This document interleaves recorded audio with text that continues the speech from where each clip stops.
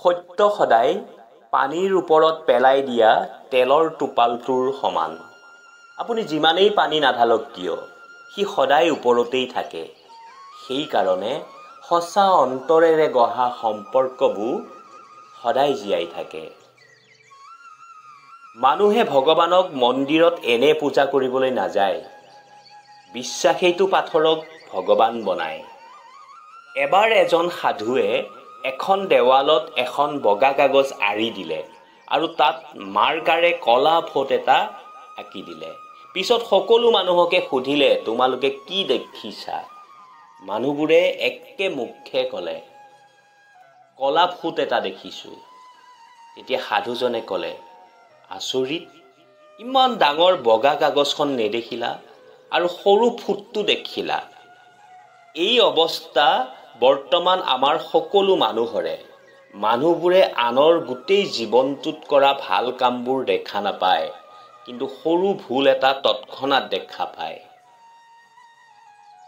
জীৱনত আমি আধা দুখ বেয়া মানুহক বিশ্বাস কৰিলে পাওঁ আৰু আধা দুখ ভাল মানুহক সন্দেহ কৰিলে পাওঁ। মানৱতাই মানৱক মানৱ বনায়, পৰিশ্ৰমে যিকোনো লক্ষ্যক সহজ বনায়। গ্লাছ কমজোৰি হ'ব পাৰে, কিন্তু সত্যটোক দেখুৱাবলৈ ভয় নকৰে। এইখন পৃথিৱীৰ দুটা সুন্দৰ নিয়ম। কাৰোবাক ভাল পোৱা দিয়াটো সকলোতকৈ ডাঙৰ উপহাৰ আৰু কাৰোবাৰ পৰা মৰম পোৱাটো সকলোতকৈ ডাঙৰ সন্মান। এই কথাকেইটা সদায় মনত ৰাখিব। 1. মৰাটো বাধ্যতামূলক। 2. লগত একো লৈ যাব নোৱাৰে। 3. যি কৰিবা তাৰেই ফল পাবা। 4. যি আছে তাতেই সন্তুষ্ট থাকা। সুখ বিচাৰিছে যদি ৰাতি জাগি নাথাকিব, শান্তি বিচাৰিছে যদি দিনত নুশুব, সন্মান বিচাৰিছে যদি বিনা কাৰণত কথা নকব, আৰু মৰম বিচাৰিছে যদি নিজৰবোৰক এৰি নিদিব। জীৱনত কেতিয়াও ভুল মানুহৰ লগত আগবাঢ়ি নাযাব, তাতকৈ অকলে থাকিব। জীৱনৰ সৰু সৰু সুখবোৰ সেইজনেইহে ভালকৈ উপভোগ কৰিব পাৰে, যিজনে জীৱনৰ দুখবোৰ গ্ৰহণ কৰে। এই কথাটো সদায় মনত ৰাখিব, জীৱনত দুখীয়া বুলি কাকো নাহাঁহিব, কাৰণ জন্ম হৈ কোনো ধনী হৈ নাহে।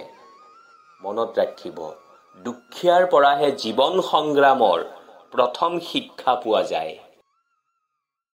মই এদিন জীৱনক সুধিলোঁ, তুমি সকলোকে ইমান দুখ আৰু কষ্ট কিয় দিয়া? জীৱনে হাঁহি মাৰি ক'লে, মইতো সকলোকে সুখ দিওঁ, কিন্তু এজনৰ সুখে আনজনৰ দুখৰ কাৰণ হৈ যায়। তেতিয়াহ'লে মই কি কৰিম? ভুলটো মোৰ নহয়, ভুলটো মানুহবোৰৰ। জীৱনৰ অধিকাংশ সপোন কিয় ভাঙি যায় জানে? মানুহে কি ক'ব এই কথাটোৰ কাৰণে। মৃত্যুলৈ কিহৰ ভয়?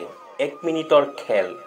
বিপদটোতো জীৱনৰহে, যিটো যুগ যুগ ধৰি হৈয়ে আছে। এটা মৰা মানুহে এষাৰ সুন্দৰ কথা কৈছিল, যিসকলে মোৰ মৃতদেহৰ ওপৰত পৰি পৰি কান্দি আছে, এতিয়াই যদি মই উঠি যাওঁ, মোক জীয়াই থাকিব নিদিব। মানুহে কয়, কোনো কাৰো নহয়। ঠিক আছে, কোনো কাৰো নহয়, কিন্তু এইটো কেতিয়াও নাভাবে আমি কাৰ হয়। টকাই সকলো নহয়, কিন্তু বহুতখিনি হয়। এই কথাটো তেতিয়াহে বুজা যায়, যেতিয়া পকেটত টকা নাথাকে। সপোন দেখা সকলক নহয়, সপোন পূৰণ কৰা সকলক মনত ৰখা হয়।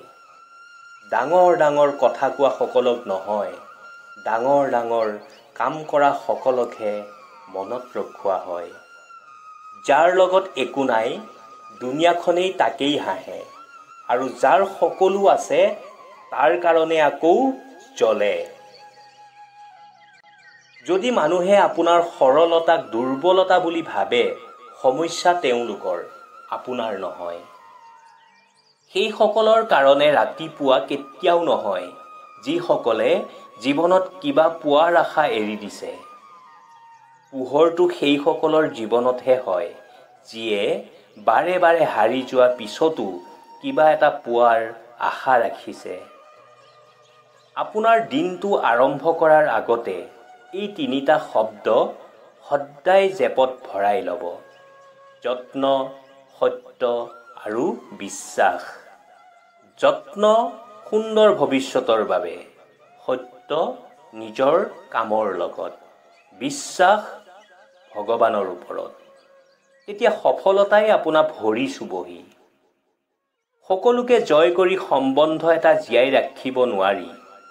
সম্বন্ধ জীয়াই ৰাখিবৰ কাৰণে শীৰ্ণত কৰিব লাগিব, সহ্য কৰিব লাগিব আৰু নিজে হাৰি আনক জিকিব দিব লাগিব। তেতিয়াহে সম্বন্ধ জীয়াই থাকিব।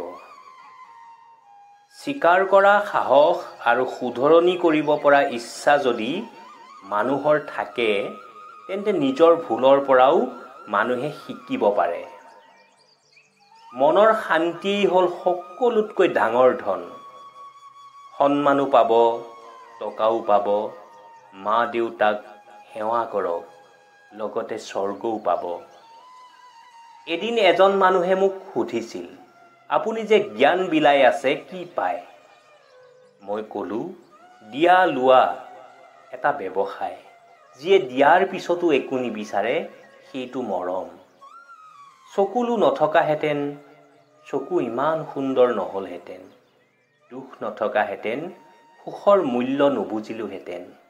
আৰু বিচাৰোতে সকলো পোৱাহেঁতেন, পৃথিৱীত ওপৰৱালা দৰকাৰ নাথাকিলহেঁতেন।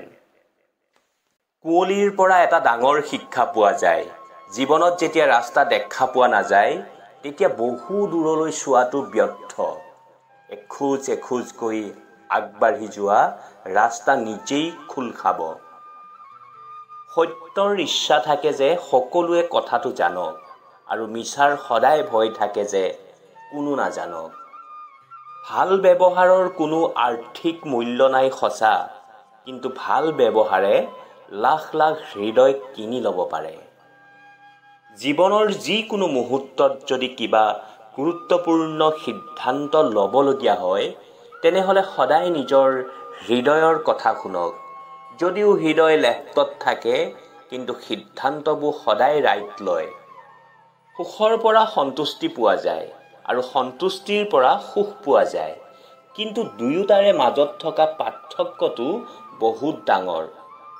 সুখে কিছু সময়ৰ বাবে সন্তুষ্টি দিয়ে আৰু সন্তুষ্টিয়ে চিৰদিনৰ বাবে সুখ দিয়ে। সময় সকলোৱে পায় জীৱনটোক সলনি কৰিবলৈ, কিন্তু জীৱন পুনৰ পোৱা নাযায় সময়ক সলনি কৰিবলৈ। সত্যৰ ইচ্ছা থাকে যে সকলোৱে সত্যটো জানক, আৰু মিছাৰ সদায় ভয় থাকে যে কোনোৱেই নাজানক। মানুহক কেৱল দুটা মহান আধ্যাত্মিক বস্তুৰ প্ৰয়োজন। প্ৰথম, আনৰ ভুলবোৰক পাহৰি যোৱা। দ্বিতীয়, নিজৰ মাজত ভাল গুণবোৰ অনা। নিন্দা আকাশত দলিয়াই দিয়া শিলগুটিটোৰ দৰে। যিয়ে দলিয়াই দিয়ে, পুনৰ তাৰ ওচৰলৈয়ে আহে। বহুতৰে বাবে বৰষুণ আৰু প্ৰেম একেই। বৰষুণত শৰীৰটো সেমেকে আৰু প্ৰেমত দুচকু সেমেকে। জীৱনত যদি ডাঙৰ কিবা এটা হ'ব বিচাৰে, তেন্তে কলা হ'বলৈ শিকক, কিয়নো বহুত মানুহৰে কথা কেৱল মনোবল ভাঙিবৰ বাবে। বহুতো ছোৱালীয়ে বিয়া হোৱাৰ আগতে এটা ভাল পৰিয়ালত বিয়া হোৱাটো বিচাৰে, কিন্তু বিয়া হোৱাৰ পিছত সেই পৰিয়ালটোৰ লগত শহু শাহুৰৰ লগত মিলিব নোৱাৰে আৰু লাহে লাহে নিজৰ স্বামীকো মাক দেউতাকৰ বুকুৰ মাজৰ পৰা কাঢ়ি আনি বেলেগে থাকিবলৈ লয়। অৰ্থাৎ ভাল পৰিয়াল বিচৰা ছোৱালীজনীয়ে গোটেই পৰিয়ালটোকে ধ্বংস কৰি দিয়ে। সেইসকল ছোৱালীক কৈছোঁ, তোমালোকে অনাথ আশ্ৰমত ডাঙৰ হোৱা ল'ৰাৰ লগত বিয়া হ'বা। অন্তত তেতিয়া ঘৰ এখন বা পৰিয়াল এটা থানবান হোৱাৰ পৰা বাচিব।